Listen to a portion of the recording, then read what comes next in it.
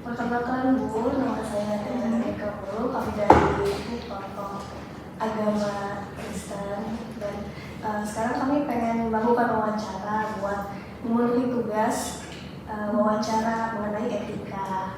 Nah, di kelompok kami sendiri ada Iren sama ada Kaya juga. Kalau Iren dari teknik logistik, kalau Kaya sendiri dari S1 Komunikasi Visual sama kayak saya juga. Terus kedepannya ada beberapa pertanyaan yang bakal kami ajukan buat tugas videonya, wawancaranya sendiri. Jadi mungkin boleh perkenalan diri dulu Pak ya. Oke, perkenalkan nama saya Leora Kristiana, di sini dipanggil Leora. Saya dosen di Prodi Teknik Logistik. Ibu sudah berapa tahun bekerja sebagai dosen di teknik logistik? Oke, kalau di Telkom sebenarnya saya masih 1,5 tahun ya. Sebelumnya saya ada di perguruan tinggi swasta juga, yang basisnya itu perguruan tinggi swasta sebenarnya sih nasional, hanya saja yang punya itu orang Kristen gitu ya. Jadi dikemas seperti universitas berbasis Kristen, tapi sebenarnya sih nggak Kristen gitu. Saya sudah jadi dosen itu dari 2016.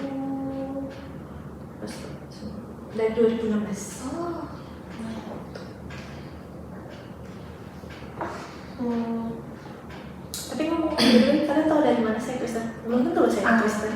Dari Emang kalian tahu dari mana saya Aku Kristen? tahu dari namanya Bu. Loh, kan belum tentu. Iya, kemarin tuh aku nebakkan, gue kan ibu boleh orang Kristen. So aku tanya ke Kating, sebenarnya beliau tuh Kristen apa enggak gitu loh. Ternyata Bang Teo ngomong Kristen gitu. Sebenarnya hanya Teh yang pernah mengatakan saya Kristen. Tidak sengaja bertemu di tempat ibadah gitu. Aduh, ketahuan. Tapi anak-anak kelas juga nebak Bu, kayak beliau pasti Kristen kan kemarin bingung kan. Dia nggak kenal Kristen gitu, karena beliau Kristen juga. Kan belum tentu, bisa saja saya Buddha. Makanya tuh langsung saya tanya kan kemarin boleh wawancara apa enggak? Oke, mungkin aku kasih pertanyaan pertama.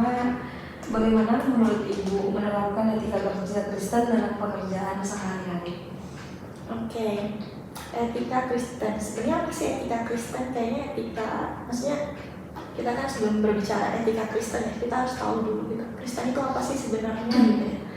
Nah, setiap orang kan pasti berbeda-beda ya mengimani Kristen. Apakah Kristen itu agama? Apakah Kristen itu sebuah filosofi tertentu dalam hidup gitu. Nah, kalau saya sendiri sih, ya Kristen itu selain dari agama, Kristen itu sendiri kan sebenarnya cara hidup.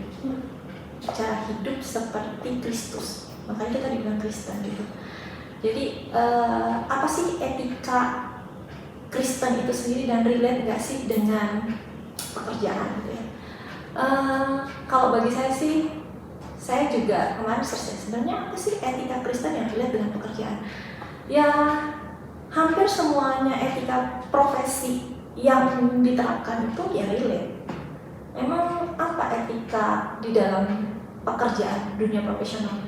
Yang pertama adalah ya kamu harus bertanggung jawab dalam perkara kecil maupun perkara besar. Kan relate ya dengan kekristenan itu sendiri. Atau kamu harus bekerja jujur dan berintegritas. Itu juga relate. Lalu bekerjalah seperti kamu melakukannya untuk Tuhanmu. Ya, itu kan menuntut kita supaya apa? Supaya profesionalis kan. Nah, kalau kamu untuk Tuhanmu saja, ya intinya kita gimana sih berlaku untuk Tuhan gitu kan ya. Kalau dituntut kita bekerja selayaknya untuk Tuhan, yang mana dia adalah the powerful being gitu ya. Gak mungkin dong kita kerjanya seadanya gitu. Artinya kan orang Kristen itu dituntut kamu itu harus perfect. Karena apapun yang kamu lakukan, lakukanlah seperti untuk Tuhan. Even itu belajar, even itu kerja, apapun itu gitu. Jadi menurut saya relate nggak? Sangat relate. Tidak apa ya? Ketika kamu menjadi, justru tantangannya itu seperti ini. Ketika kamu menjadi seorang Kristen, nampak nggak sih kekristenan itu di diri kamu? begitu sih. Kamu nih orang Kristen nih, kan Tuhan mau ngajarin kamu itu harus jujur. Kamu kok nggak jujur? Kan Tuhan mau ngajarin kamu itu harus bekerja seperti untuk Allahmu, bahwa kamu kayak gini-gini banget kerjanya. Dan Tuhanmu itu kan mengajari bahwa kamu itu dipanggil untuk apa ya, membuat dunia ini seperti kerajaan Allah. Nah, emang kerajaan Allah itu apa sih? Menurut kalian apa kerajaan Allah? Ini dulu pelajaran agama saya waktu SMA gitu ya. Apa sih kerajaan Allah itu menurut kalian? Dan omongan itu tuh masih merema gitu, masih berdening gitu di kepala saya. Apa sih kerajaan Allah? Kan dalam doa yang diajarkan Tuhan ya, datanglah kerajaanmu. Emangnya datanglah kerajaanmu tuh kita meminta surga dipindahin ke dunia? Enggak kan ya? Datanglah kerajaanmu di bumi seperti di dalam surga. Nah, kerajaan Allah itu apa? Keselamatan atau pertolongan Tuhan. Apa yang mencerminkan kerajaan Allah? Siapa rajanya? Tuhan. Tuhan itu sifatnya gimana? Benar, mengasihi. Sehingga datanglah kerajaanmu. Kita tuh pengen apa sih? Pengen dunia itu menjadi tempat yang benar, tempat yang kasih. Kasih itu meraja. Allah adalah kasih. Gitu. Jadi datanglah kerajaanmu itu harus relate dengan hidupmu. Kamu gimana dengan temanmu? Suka ngebully nggak? Suka ngejek nggak? Jadi ketika kamu mengetahui etika Kristen seperti apa, tapi kamu tidak mengimaninya, itu kan sama aja bohong. Dengan iman tanpa perbuatan itu adalah apa? Itu sih saya. Relasi cuma untuk Tuhan selain kayak dia dan hidup juga nanti cuma dicoba usahakanlah kesejahteraan kota kemana kamu buang dan berdoa untuk kota itu kepada Tuhan. Sebab kesejahteraan adalah kesejahteraan. Jadi apapun yang kita lakukan itu semuanya untuk Tuhan.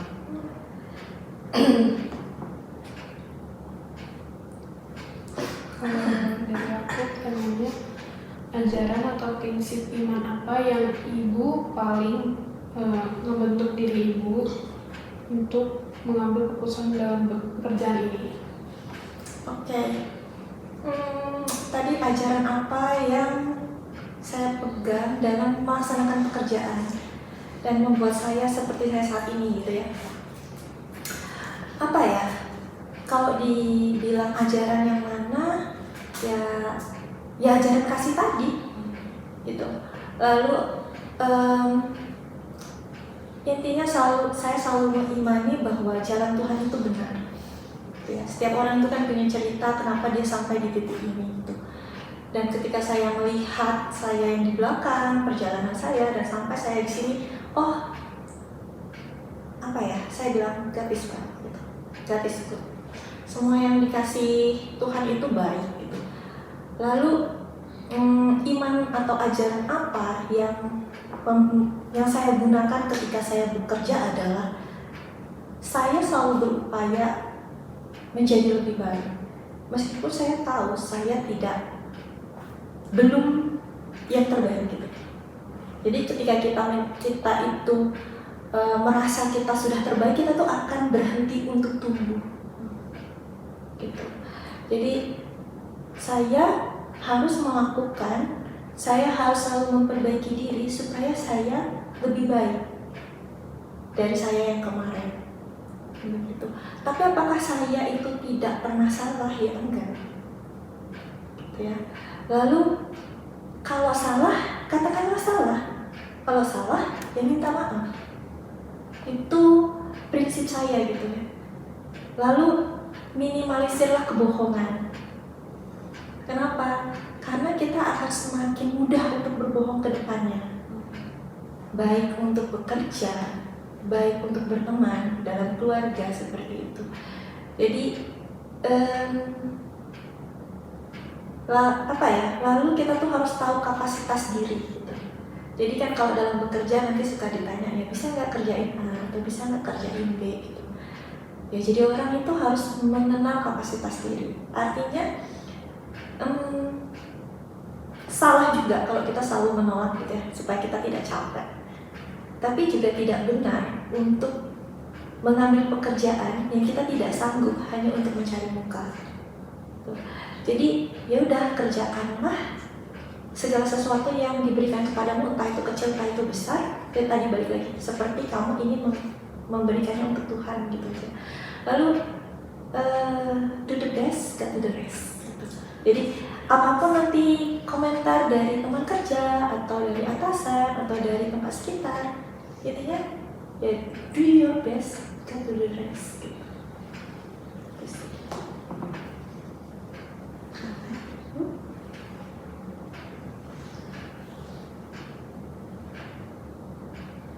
Apalagi.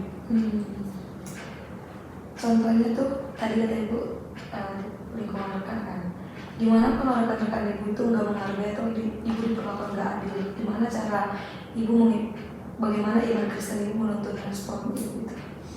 Oke, ketika kita diperlakukan tidak adil gitu ya, bagaimana iman Kristen menuntut respon? Oke, iman itu apa dulu gitu ya? Apa sih iman?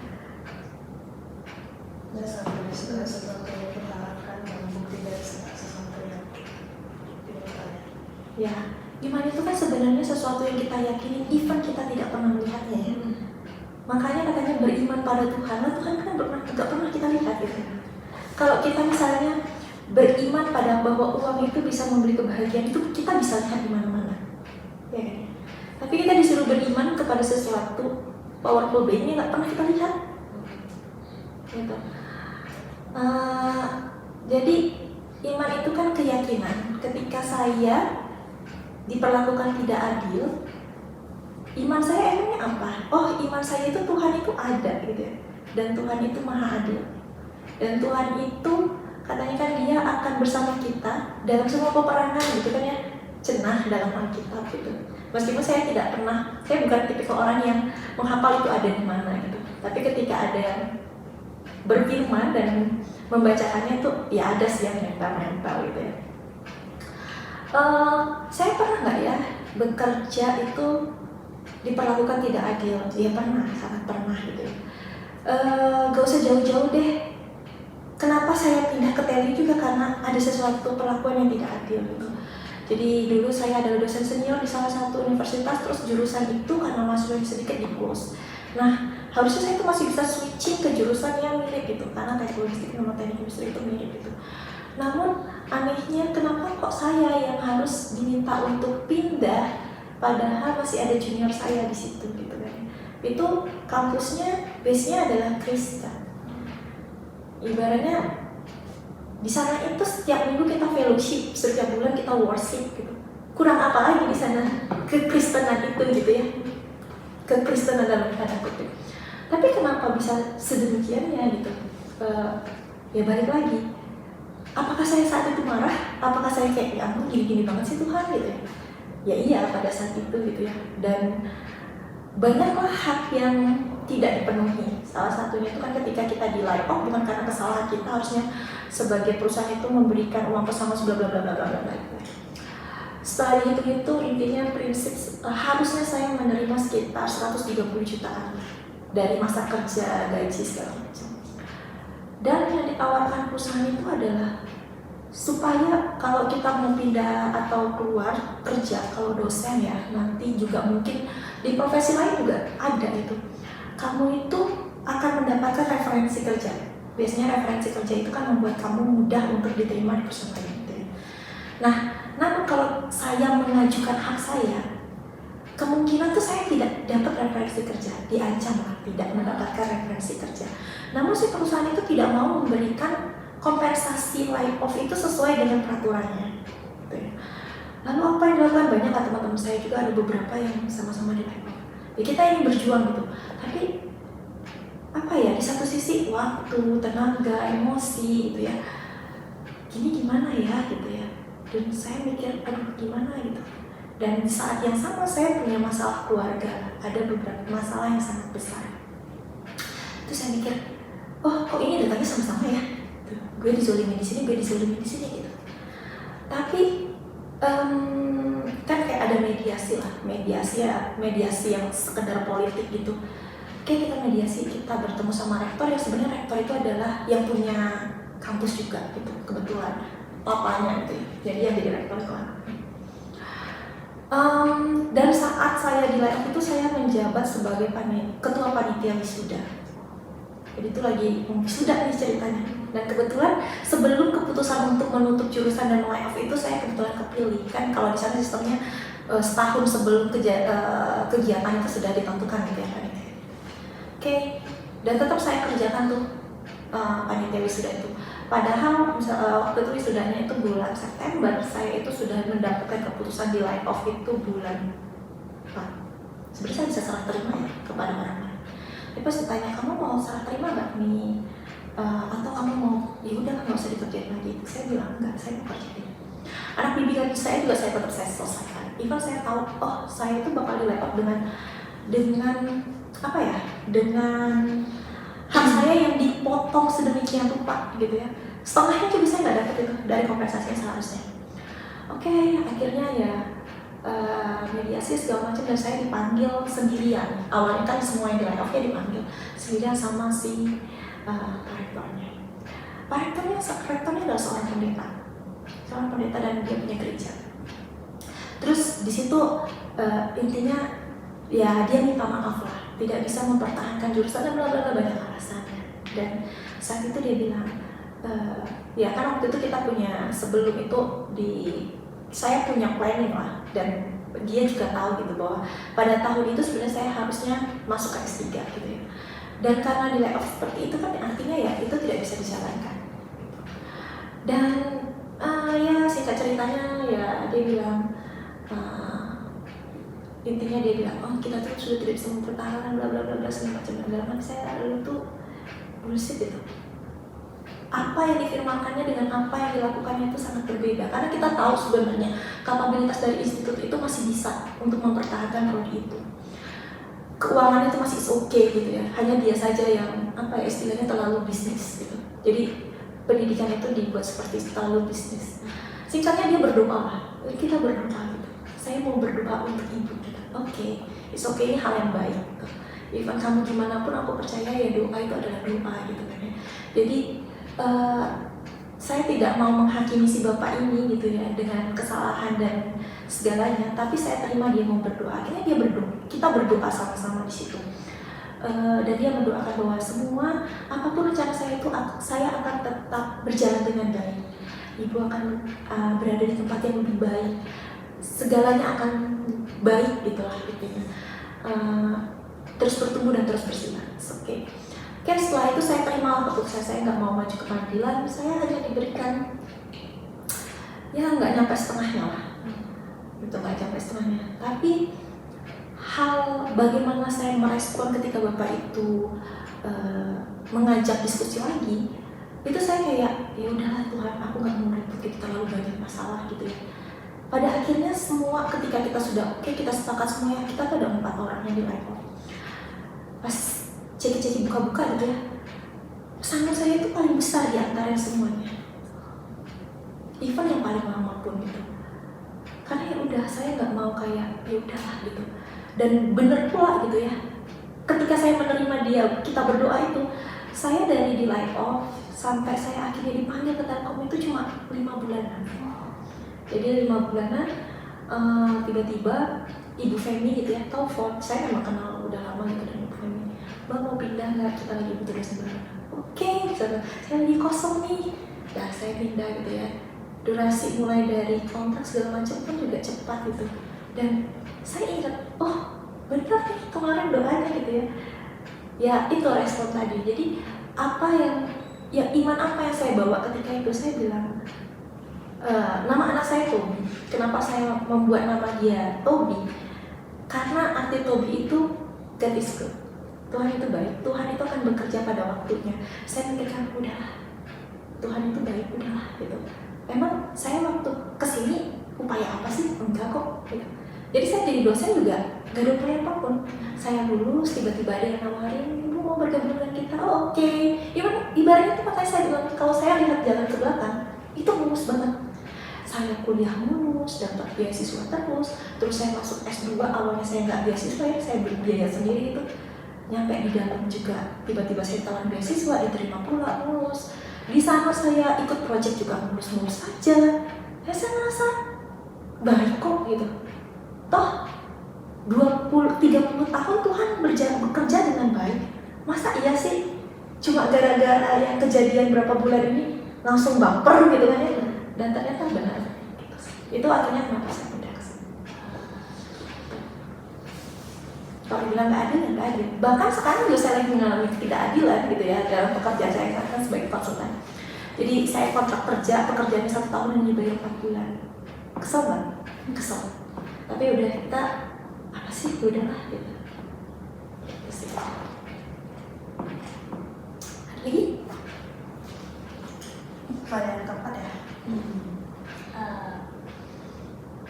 Gimana ibu memastikan kalau keputusan yang ibu ambil itu selalu mencerminkan nilai-nilai kekristenan kayak keadilan dan tanggung jawab?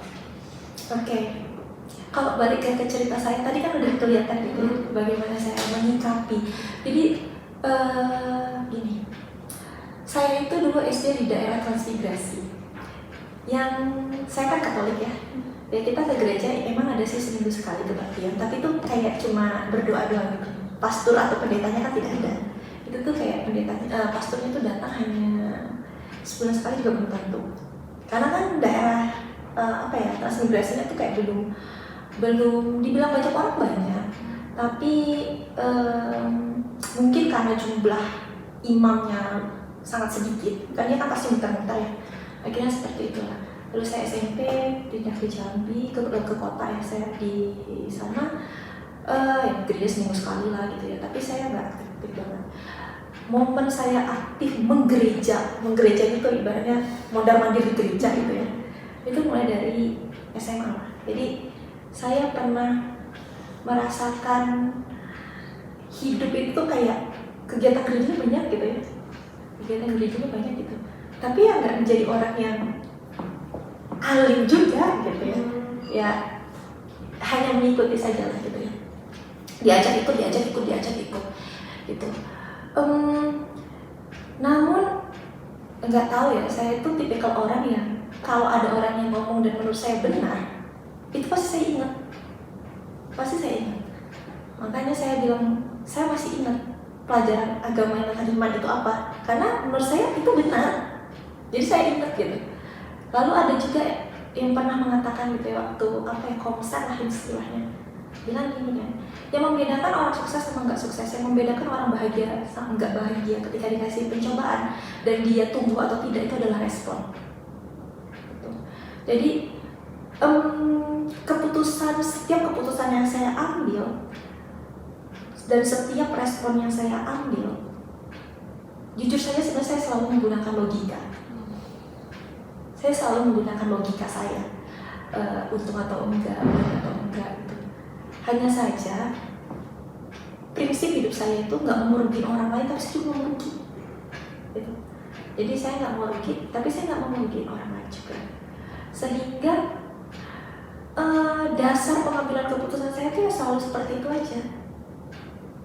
Nggak mau melanggar aturan, lalu nggak mau merugikan orang lain, dan nggak mau pusing sama urusan orang lain. Sehingga saya bukan tipikal orang yang suka ngegosipin orang lain. Tapi ada buruknya sih, karena saya tuh nggak terlalu suka menggosipin orang lain, nggak terlalu peduli sama urusan orang lain. Ya dibilang teman terlalu banyak tuh enggak, satu itu. Tapi enaknya ya gak punya musuh juga, gitu ya. Dan ya itu tadi ya, dasar pengambilan keputusan saya itu karena saya tuh orangnya dibilang takut dosa tuh, ya kita nggak tahu ya dosa benar nggak, saya di neraka saya juga nggak tahu gitu, tapi nggak saya imanin aja gitu kan. Karena dari kecil ada neraka gitu ya, ada penghakiman gitu, dan saya menerima itu sebuah kebenaran. Sehingga ya tadi dasar pengambilan keputusan saya itu seperti itu. Dan nggak, apapun kesulitan yang datang gitu, saya tuh selalu berpikir ya, kalau saya bisa nyelesain ini, mungkin di sana ada yang lebih baik. Ibaratnya kayak naik gunung gitu kan ya. Kan nggak ada yang naik gunung jalannya bagus gitu kan. Tapi kan di atas gunung nanti pemandangannya indah. Jadi kayak, oh iya gitu. Karena saya selalu pulang ke tempat kakek saya itu harus menaik gitu. Dan saya tahu ketika di atas itu bagus. Tapi jalannya itu jelek. Dan ya nggak semuanya jelek sih, kan ada yang berbatu-batu nanti datar, berbatu-batu. Ya udah gitu aja. Gitu. Karena saya selama hidup juga sudah mengalami putaran itu. Saya pernah di atas, terus terguling ke bawah, pernah di atas lagi, terguling ke bawah. Jadi nggak mati kok gitu. Kena bencana ini nggak mati kok selagi lu punya nafas, selagi matahari masih terbit. Gitu sih. Di dalam pekerjaan ini, sejauh mana iman ibu itu membantu ibu dalam menghadapi konflik yang ada di Telkom Univers ini? Oke, di Telkom tuh nggak ada ya konfliknya ya sebenarnya. Nah itu enaknya bekerja di institusi pendidikan. Di institusi pendidikan itu menurut saya kalau dibilang konflik banget tuh nggak ada. Salah satu kalau dibilang clean banget itu enggak. Semua yang namanya corporate itu tidak ada yang benar-benar clean. Tapi kalau dibandingkan dengan corporate jenis lain, tentu saja banyak. Tentu saja apa ya? Corporate lain itu sangat banyaklah dinamikanya ya. Kayak yang kita tuh dihadapin terhadap pilihan baik dan benarnya tuh terlalu sering gitu. Tapi kalau saat ini tuh kayak ya random aja. Jadi ya jalanin aja hidupmu seperti apa ya? Ya bagaimana kamu menikmati hidup aja. Ya jangan, intinya gini. Kalau di pendidikan ya, menjadi seorang dosen itu tidak pernah benar-benar dihadapi dengan sesuatu yang kamu harus benar-benar memilih, terpaksa harus memilih, kayak memilih apa ya, memilih untuk baik atau benar, itu nggak ada, nggak pernah dihadapi benar-benar di depan mata. Beda dengan kalau kalian nanti kerja di corporate, itu benar-benar ada yang di depan mata itu. Kayak adik saya, teman saya yang kerja di corporate ya, ibaratnya ini klien mau diapain, kita tahu dia jelek, diproses atau enggak gitu. Tapi kalau sebagai dosen itu sangat jarang. Apalagi ya kalau kamu orangnya, nah balik lagi sih, bekerja tuh harus panggilan ya, calling gitu. Paling kalau di dosen itu gini sih, bagaimana mengaplikasikannya gitu ya. Pertama tuh, iman Kristen itu mengajarkan kita untuk mengasihi. Ya udah, kasihilah. Kalau saya sebagai dosen ya akan kerja saya, ya mahasiswa. Dan saya tidak pernah ngejudge orang gitu ya. Saya nggak pernah ngejudge mahasiswa. Sehingga buruknya adalah terkadang saya tuh tidak terlalu hafal nama orang. Saya tidak terlalu hafal nama orang dan saya tidak terlalu mengingat kesalahan orang. Gitu. Itu buruknya. Jadi kadang saya nyampe sekarang saya masih berusaha gitu menghafal nama orang. Tapi ketika saya menghafal seseorang dengan lebih detail, saya menjadi terlalu ingat terhadap baik buruknya mereka. Iya kan? Sehingga ya itu tadi, karena tipikal saya itu menganggap semua orang itu setara dan punya hak yang sama. Nah, sisi buruknya adalah saya nggak terlalu hafal gitu sama orang, apalagi kalau kurang berinteraksi. Satu itu. Lalu apa tadi pertanyaan detailnya? Bagaimana ibu, iman ibu bekerja dalam selama kerja di Telkom Univers ini? Oke. Selama ini tadi ya nggak ada yang harus memilih, lalu ya tadi ya iman membantu. Oh gini, menjadi dosen itu banyak sekali pekerjaannya, bukan cuma ngajar gitu. Kalau orang yang nggak bisa membalance pikiran tuh bisa gila gitu ya. Jadi bagaimana iman itu bekerja ya, intinya ya tadi ya saya selalu berkata semua itu pasti nanti ada masa sibuk, nanti pasti ada masa istirahat gitu ya. Dan Tuhan juga bilang, apa sih yang harus kamu khawatirkan? Gitu. Kalau seandainya kita melihat, oh kerjaan saya tuh banyak banget Tuhan, ya memang benar sih banyak banget Tuhan gitu ya, dan hanya berfokus pada kerjaan yang banyak itu gitu, ya lama-lama kamu nggak akan enjoy kerja itu, jadi tidak enjoy gitu ya. Jujur saja, banyak mana kerjaan saya di sini dibandingkan di tempat lama gitu ya, sebagai dosen. Banyak kan di sini, sangat banyak di sini. Kalau di tempat lama relatif ya, dosen itu nggak terlalu banyak dituntut gitu ya. Lebih banyak ya dosen itu lebih kepada mengajar. Kalau di sini tuh mengajar, pengabdian masyarakat, penelitian itu sangat banyak gitu. Jadi kayak pekerjaan yang banyak, deadline yang banyak itu kadang bikin stres. Bikin stres itu. Apalagi kalau kok nggak fair ya banyak kerjaannya ya. Ini dia kok lebih sedikit, kok aku lebih banyak gitu. Nah kalau kita fokus kepada hal-hal yang begitu, fokus kepada apa yang orang punya, fokus kepada pembagian orang terhadap kita, itu kayak bikin kesel gitu. Nah, iman tadi, itu tadi. Kalau kamu percaya apa yang kasih ke kamu itu segala sesuatu yang akan baik, ya jadinya baik. Gitu kan? Kan iman, apa yang kamu yakini kan ya. Kalau kamu yakin itu loh yang terjadi. Kalau kamu yakin apa ya? Kalau kamu yakin it's okay kerjain, nanti hasilnya kelihatan kok. Itu terjadi gitu. Karena sebagai mahasiswa juga, saya dulu kuliah tuh nggak pernah yang saya tuh ngimani dari zaman saya SD, SMP, SMA gitu. Saya tuh bukan tipikal orang yang ambisius banget nih. Tapi memang waktu SD saya ranking, SMP saya ranking, SMA saya ranking, kuliah juga enggak. Tapi saya bukan anak yang kumlot kok. Enggak yang kumlot banget. Saya suka berorganisasi ya dulu waktu kuliah gitu. Dan terlalu aktif di sana sini. Ya cuma saya menjaga IPK saya nggak ngawur aja. Karena saya yakin kalau IPK saya ngawur tuh saya nanti susah kemana-mana gitu. Jadi saya menjaga aja. Dan ya tadi ya, know yourself gitu. Kamu harus tahu diri kamu. Kamu harus tahu diri kamu gitu. Jadi selama saya kuliah kerja ya, saya tahu saya itu kerjanya gimana. Saya tahu kalau saya ngerjain tugas itu kualitasnya gimana. Kalau saya kerjain 1 jam gimana, 2 jam gimana, 3 jam gimana, 4 jam gimana. Gitu. Sehingga ya tadi, yang deadline yang banyak itu saya bisa compare. Oh ini saya butuh waktu segini nih, Masih ada me time nggak? Ya tentu saja harus ada. Gitu. Makanya saya tidak kumlot gitu ya. Kenapa? Karena saya butuh me time.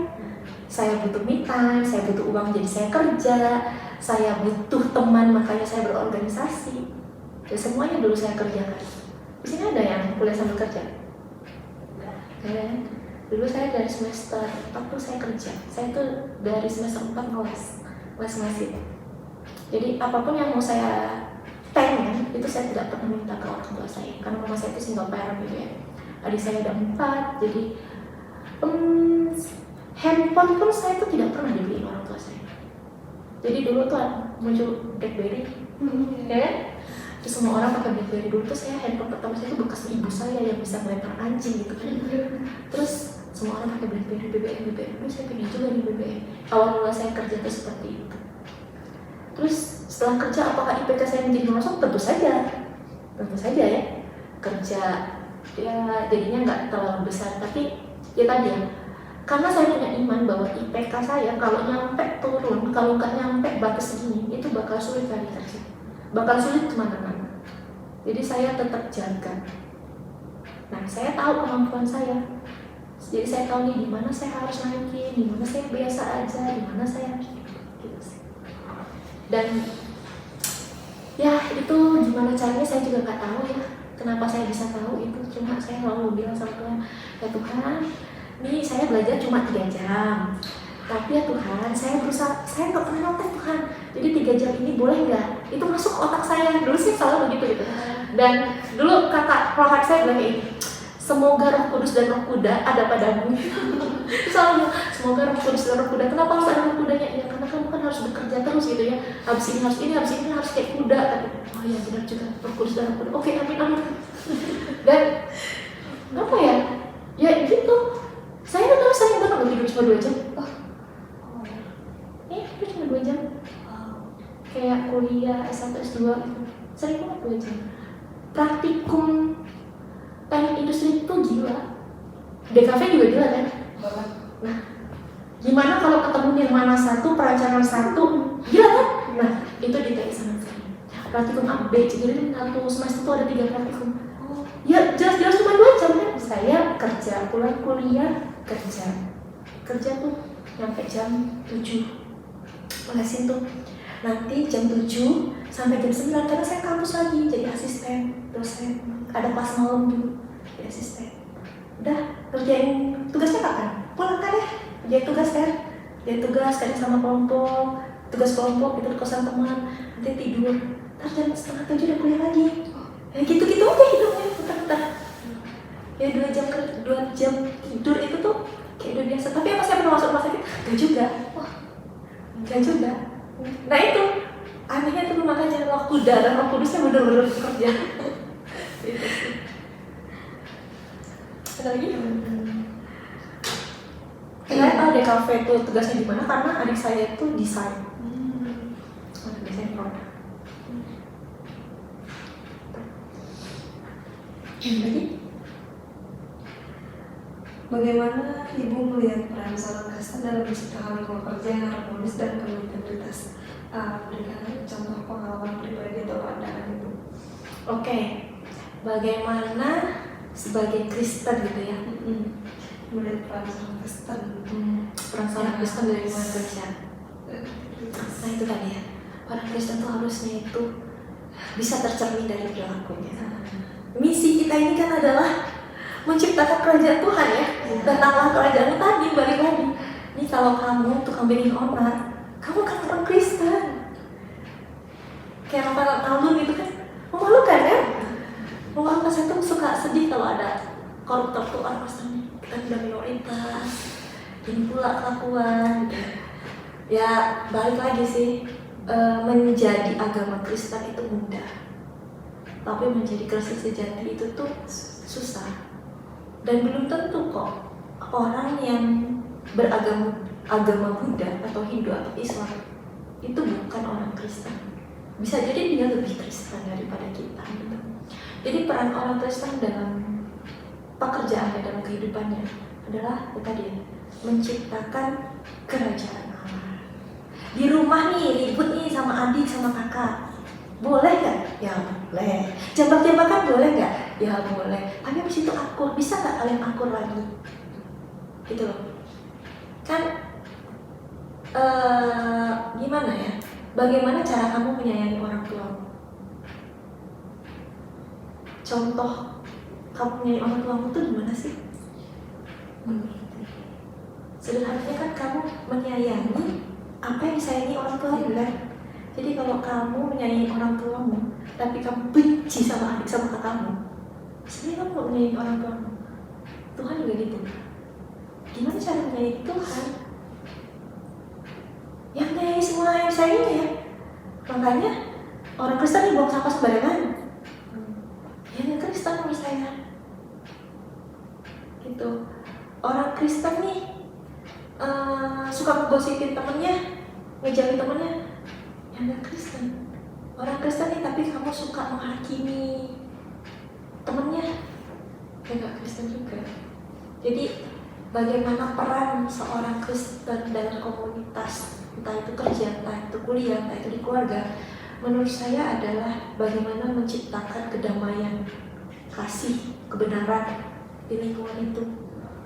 Jadi ya jangan juga gini, kan kita tuh kayak berusaha menyenangkan semua orang, menjadi so asik, sehingga kita itu menjadi bukan lagi menjadi apa ya, pasca Kristus itu loh istilahnya, ya kan?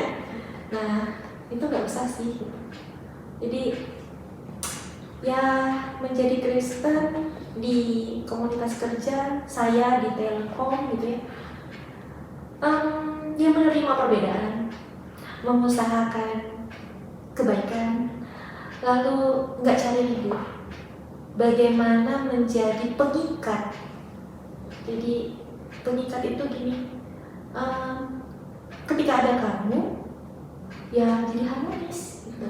Bukan ketika ada kamu, menjadi berantakan. Tapi tidak harus menjadi seorang penjilat. Ada loh orang yang dia bisa membuat harmonis, tapi dia itu penjilat. Gak harus. Karena ketika kamu menerapkan yang tadi, kasihilah, gak usah menghakimi, menjadi pendengar yang baik, itu nanti kamu dengan sendirinya, kalau kamu tulus ya, orang tuh ngerasain. Orang itu ngerasain gitu. Dan gak perlu sombong, apa sih yang kita sombong gitu. Tapi gak usah minder juga. Beda loh. Beda.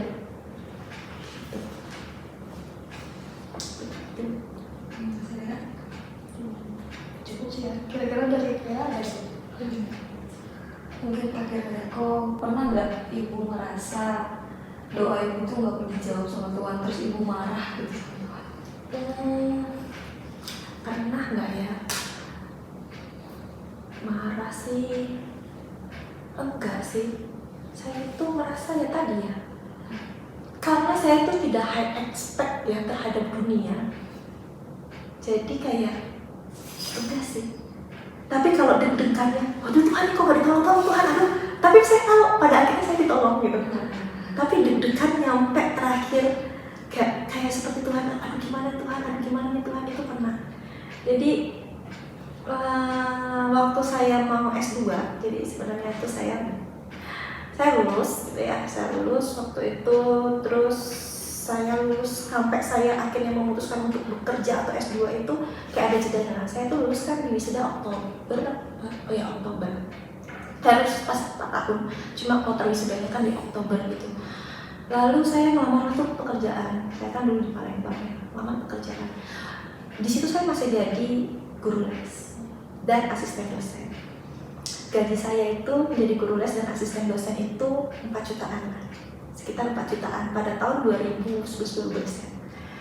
Lalu saya tuh masih bisa bangun siang, kan udah gak ada kuliah ya. Saya tuh gak ada kuliah dari semester 8, saya gak ada kuliah, udah kuliah semua. Cuma TA doang. Dan gaji di sana tuh kecil gitu. Pak, gaji segini, lah harus berangkat jam 7 pagi, masih jam setengah 8. Tidak bisa gitu kan ya, tidak bisa. Mendingan saya mengajar saja, dan saya tuh ngajar di bimbel yang bimbelnya tuh notabene les-lesan anak orang kaya. Yang anak-anaknya tuh kebanyakan apa ya? Dibilang broken home sih enggak ya, ada sih yang broken home. Yang orang tuanya tuh sibuk, tapi anaknya tuh dia khawatir kalau di rumah aja, meskipun sama pembantu. Tahu jadi digapain? Nanti ya anaknya pulang sekolah dilesin bahasa Inggris, udah tuh dilesin. Jadi dia dititipin lah. Seakan-akan tuh jadi kayak daycare anak mulai dari SD sampai SMA ada di sana. Nanti anak-anak itu ada yang mencurhatkan banyak hal. Jadi kayaknya sebenarnya di sana adalah guru dan teman curhat sih. Dan saya senang berinteraksi sama anak-anak itu. Jadi buat apa saya kerja? Tapi kan di sini kan gak ada karirnya ya, gak ada karirnya gitu. Dan ya saya melihat karena saya jadi asisten dosen itu bisa satu kuliah. Dan waktu saya mau kuliah tuh saya tuh dari kecil cita-citanya itu jadi dokter sebenarnya. Cuma kan ayah saya meninggal waktu saya SMP, terus ya jadi dokter tuh hanya bisa kalau perguruan tinggi negeri, saya sadar hal itu. Dan waktu pertama kali saya SNPTN itu saya nggak masuk gitu ya, saya masuknya itu pilihan ketiga. Terus saya ngulang lagi lah tahun depannya. Tapi saya sudah diterima di kampus swasta ini. Nah, saya sebenarnya kan diterima SNPTN-nya di Brawijaya. Hanya saja waktu itu ibu saya tidak mengizinkan ke Brawijaya karena tidak ada keluarga dan ngajar di sana, gitu ya. Nanti kalau ada apa-apa tuh gimana gitu, kan? Lalu saya tuh dapat tawaran full scholarship di kampus saya. Dan kampus saya tuh kayak Unpar, Institut Teknologi yang punyanya Katolik gitu. Saya dapat 100% scholarship. Kata ibu saya, udah di sini aja, 1 deket, 2 nggak bayar, bla bla bla bla. Ya kan, tapi kan di sana saya ingat banget uang sekolah saya itu hanya 350.000 per semester. Dengan uang pendaftaran itu hanya 3.700 di Brawijaya itu. Karena kan lulusnya SNPTN gitu ya. Kata ibu saya, iya, tapi kan kesananya ongkos pesawat, terus nanti di sana kalau kau sakit siapa yang ituin, bla bla bla. Nah, saya ini tipikalnya suka nggak enakan. nggak nengok ibu saya kayak gini, ya benar juga kali ya, ya udah daripada nanti dia banyak pikiran, saya iyain aja, oh iyalah gitu kan. Oke, ini saya daftar nih ke kampus itu, udah ya akhirnya saya kuliah di situ gitu ya. Full scholarship benar, bahkan saya tuh kayak kuliah digaji gitu, saya dapat full scholarship, nyampe sana saya ngajuin fundamental, dapat lagi fundamental, terus saya ngajuin di sana boleh, untungnya boleh double scholarship asalkan mau ngurus aja. Jadi saya tuh kuliah kayak digaji, satu nggak bayar, setiap bulan dapat 400.000 dari fundamental, setiap semester dapat 6 juta dari pemerintah, dulu beasiswa PPA gitu ya. Jadi kayak enak juga nih gitu. Makanya saya ngerasa jadi mahasiswa dulu enak, udah tuh saya kerja lagi kan. Wah kalau udah gajian tuh hidup enak lah gitu, enak banget gitu. Udah nih, apa ya saya jadinya ngajar tuh kayaknya seru segala macem, dan saya iseng-iseng lah apply ke ITB. Sebenarnya orang tua saya sih nggak, ya pengennya saya lulus ya kerja gitu ya, karena mama saya sekolah ya udah nih iseng doang, karena ada yang bilang jadi dosen tuh enak, tapi saya bilang tapi kan nggak bisa kaya, saya bilang gitu ya, cuma kan intinya kaya atau enggak itu tergantung kamunya aja, kata penjaga perpustakaan saya gitu. Dan saya kenapa milih teknik industri itu saya search gitu, karena cita-cita saya itu jadi dokter. Kalau nggak dokter itu ya yang bereksperimen lah, yang di lab. Jadi pilihan saya itu nggak jauh-jauh dari teknik kimia, gitu-gitulah. Yang pokoknya eksakta lah, karena saya orang biologis. Terus waktu diterima di teknik industri, saya search teknik industri itu apa, gitu. Terus pekerjaannya apa, mata kuliahnya apa. Oh menarik juga nih, nggak jadi dokter manusia, dokter perusahaan pun jadi nih, gitu kan ya. Karena katanya teknik industri itu dilihat dengan memperbaiki perusahaan. Oh seru nih gitu. Ya udahlah, ya saya masuk ke sana dan ya lulus. Terus ada perusahaan Mercedes nyari nyari staff ekspor impor. Nah, saya ngelamar di Jakarta waktu itu. Praktek intinya akhirnya saya diterima lah. Waktu itu tawaran gajinya itu 6 juta. 6 juta setiap bulan dan 2 juta kali 12 itu nanti di akhir tahun. Jadi kayak 2 juta itu gitu. Oh lumayan juga nih daripada gaji saya yang di cari-cari pekerjaan di Palembang gitu kan ya. Dan ya tinggal di Jakarta oke lah, saya cari-cari kosan oke lah. Tapi saya udah apply nih ITB. Akhirnya saya ke Jakarta. Nah ke Jakarta, saya diterima di ITB, saya diterima di sini. Di mana yang mau diambil? Kalau orang tua saya pasti pengennya kerja kan, tapi nggak tahu kenapa saya mikir, saya pengen sekolah lah gitu. Saya pengen sekolah gitu. Dan saya semua daftar ke ITB segala macam itu pakai uang tabungan saya, nggak ada minta orang tua saya. Nah, akhirnya saya ke ITB, pengen sekolah aja. Kata ibu saya kayak oke lah gitu. Udah saya tinggalkan ya siang ini, dan masuk ITB itu kan ada syarat-syaratnya. Nah, ya kata saya bilang tadi deg-degan Tuhan gak jawab itu adalah TOEFL saya itu masuk, tapi TOEFL saya itu belum tes TOEFL. Jadi karena semua persyaratan selain TOEFL itu udah memenuhi, semua tesnya lolos, jadi diizinkanlah diterima sementara sampai skor TOEFL-nya harus mencapai target di tanggal sekian. Tes pertama nih belum mencapai, tes kedua belum mencapai. Wah gila nih, saya udah deg-degan, ini udah saya kolak soalnya kan. Ini gimana nanti? Habis disemprot sama mama nih, di sini nggak masuk, di sini nggak masuk. Ya Tuhan ini gimana ya Tuhan, udah panik saya. Dan uang saya sudah habis. Semua saya tuh tinggal di Bandung selama 3 bulan tuh uang pribadi. Belum ada tuh saya minta sama orang tua saya. Gimana Tuhan? Waduh gawat nih. Ayo dong. Gitu. Akhirnya tes terakhir. Dan gak ada lagi nih jadwal tes yang harus, ibaratnya kalau ikut tes yang tertera, saya itu skornya baru akan keluar tuh kayak sudah lewat deadline. Akhirnya saya nggak dianulir penerimaannya. Gimana ya nih? Aduh udah nggak ada jadwal tes, saya tuh nyari aku Unpar kemana yang diakui gitu. Aduh nggak ada. Pas saya udah kayak stres gitu ya, aduh udah panas dingin ya, udah nggak gimana gitu. Tiba-tiba ada nih kakak-kakak nih, kamu belum lulus juga ya tesnya? Iya, syarat untuk tes itu minimal 2 orang untuk buka tes, dan mampu kan sebenarnya tes itu di running harus ada 20 orang, tapi boleh 2 orang asalkan mampu membayar untuk kuota 20 orang. Saya kan gak ada duit ya. Tiba-tiba si kakak ini kayaknya profesional kan, dia butuh satu orang, dia mampu ngebayarin semuanya, even uang tesnya itu dibayarin dia. Wah, beneran Kak? Iya beneran, yang penting kita tesnya nanti. Oke, kita nanti tes bertiga. Oke Kak, gitu. Kayak, wah ini Tuhan udah jawab ini nih. Gimana supaya skor saya tuh selalu kayak kurang 2 gitu loh, 2 poin. Ya udah deh, akhirnya teman-teman saya semua itu kan udah punya teman, dan Tuhan itu baiknya tuh saya ke Bandung tuh nggak kenal siapa-siapa. Kayak saya langsung dikasih, nih kamu ya saya tempatin ke sini. Meskipun saya satu-satunya yang Kristen, mereka tuh semua baik gitu, baik banget, support banget. Akhirnya ya saya lolos lah, jauh dari batas gitu, gratis, jauh dari batas akhirnya gitu. Dan yang terakhir adalah bayar uang kuliah. Waduh, uang saya sudah habis, minta mama gimana, uang hidup gimana. Dan akhirnya saya minta sama orang tua saya dengan memohon dengan panjang dan bertele-tele. Akhirnya dibayarin lah 1 semester gitu kan.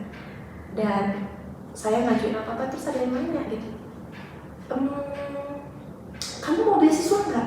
Wah boleh Pak, apa aja kesulitannya? A, B, C, D. Oh, oke, saya urus. Udah, saya nanti terus saya dapat enggak, ya udah. Terus saya cari kerjaan sampingan lah, entah guru les segala macam. Saya pakai aja semuanya. Saya tempel, saya bisa ngelesin gitu ya, di mana itu suka ada yang ngelakuin gitu. Akhirnya saya melihat di sana tuh kayak, kalau di Telkom juga ada namanya BTP. BTP itu kayak tempat dosen-dosen berproyek gitu. Nah di ITB itu banyak juga gitu. Akhirnya ada nih lagi dibutuhkan asisten bla bla bla, saya apply dan diterima. Ya udah, saya dapatlah kerjaan di situ ya, lumayan lah gajinya. Dan yang beasiswa itu tiba-tiba oke juga ya. Akhirnya biaya yang tadi sudah saya bayar itu dibalikin, semua yang sudah saya bayar dibalikin, saya kuliahnya gratis, tinggal nyari uang untuk hidup gitu. Kalau nggak cukup saya WA ibu saya dengan memohon bla bla bla bla bla. Terus lulus gitu ya, belum wisuda, saya itu lagi acara apa gitu, saya jadi MC-nya diminta sama dosen saya. Dan itu ketemu sama wakil rektor yang kampus saya pertama. Kamu mau nggak jadi dosen? Boleh juga, kan S2 supaya ini. Oh oke. Saya kira dulu beneran ya kata si pustakawan saya, dosen itu enak, nanti gajinya bisa gede tergantung kamu. Pas jadi dosen, oh ternyata nggak sih itu. Jadi benar-benar harus calling. Hanya karena saya menyukai mengajar, ya jadi saya tidak stres dengan penghasilannya. Tapi ya benar yang kata pustakawan saya itu, tergantung bagaimana kamu memanfaatkan ilmu kamu. Karena tadi saya 3 tahun udah di konsultan, ya ketika saya jadi dosen itu tetap berjalan gitu. Jadi ibaratnya dosen itu adalah pengabdian, uang lain-lain bisa dicari di konsultan. Gitu. Jadi kalau dibilang Tuhan pernah nggak menjawab, ya Tuhan itu hampir tidak menjawab pernah, tapi nyampe menurut saya nggak menjawab tuh nggak pernah sih, nggak pernah.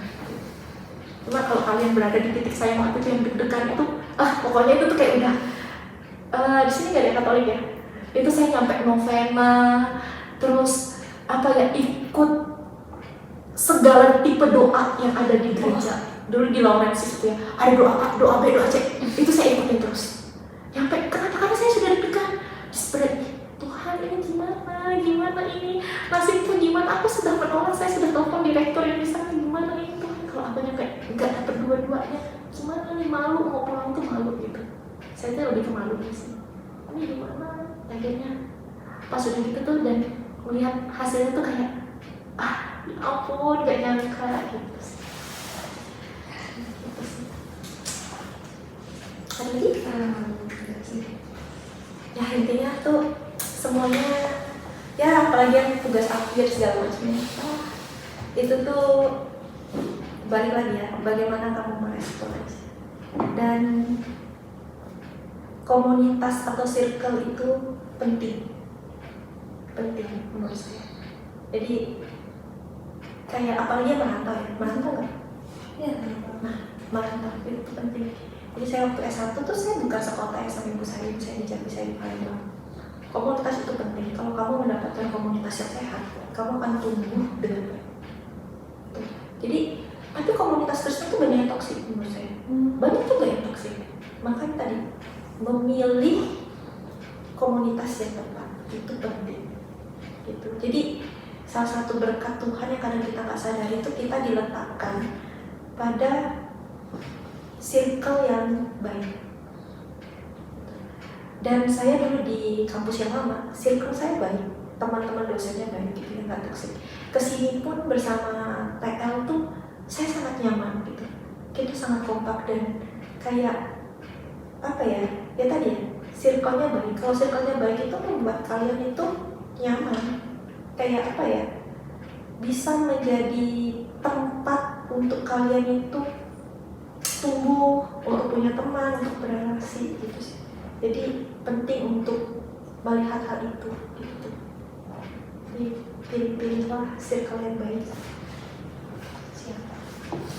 Makasih banyak buat advice-nya Bu. Kira-kira ada pesan-pesan terakhir nggak buat kita dan mungkin yang bakal menonton video ini? Intinya apa ya? Balik lagi sih kan kayak kalau kita berbicara tentang hidup ya, Tuhan tuh nggak pernah langsung ngasih blok gitu, nggak pernah. Kita kan bukan burung, kan hanya burung pipit yang kecil dikasihi Tuhan. Kenapa? Karena burung pipit bisa apa?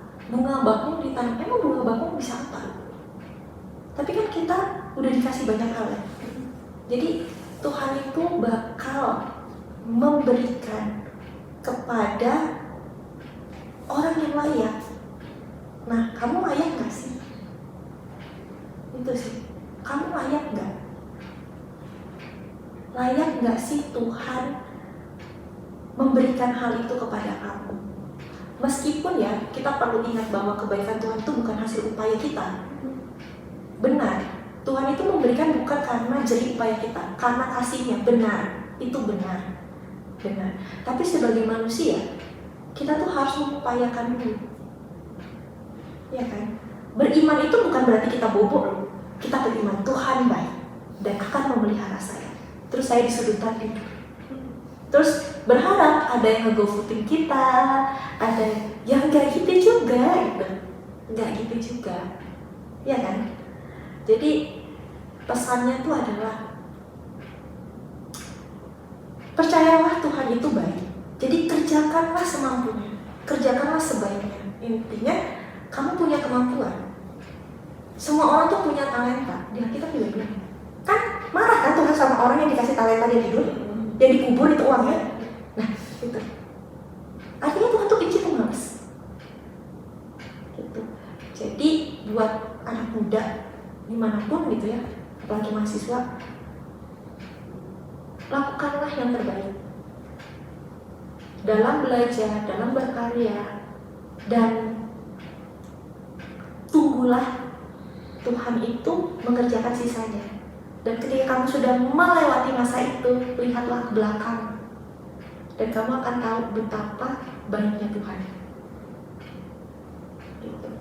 Tapi kalau kamu gak pernah mencoba itu dan kamu tidak pernah yakin bahwa Tuhan itu baik, ketika kamu melihat masa lalumu, kamu akan kayak mempertanyakan Tuhan. Jadi jangan menjadi orang yang nanti tuh mempertanyakan, kamu di mana Tuhan? Bukan karena Tuhannya yang gak ada, tapi kitanya yang gak pernah merespon Tuhan dengan baik. Tuhan udah kasih teman yang baik, kamu milih teman yang harus gini, A, B, C. Jadi cara Tuhan itu beda. Begitu sih. Dan ya itu tadi, bagaimana cara kamu berpikir saat ini pun, pertanyakan aja, jangan Tuhan itu bahkan sudah membungkus kamu dengan cara pikir yang baik.